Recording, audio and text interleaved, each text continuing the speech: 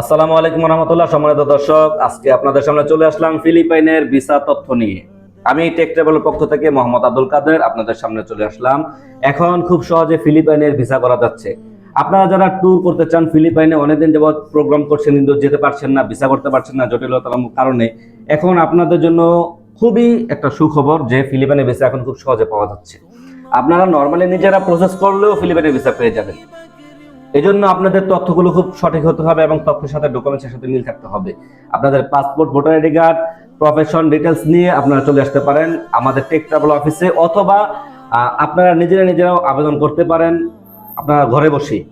যেভাবে আবেদন করবেন, আপনাদের হচ্ছে প্রফেশন ডিটেলসটা আর হচ্ছে বর্তমান স্থায়ী ঠিকানার ডকুমেন্টসগুলো খুব ভালোভাবে দিবেন এবং আপনাদের ব্যাংক স্টেটমেন্টটা রাখবেন। তাহলে আপনারা ঘরে বসেই নিজেরা ফিলিপাইনের ভিসা করে নিতে পারবেন।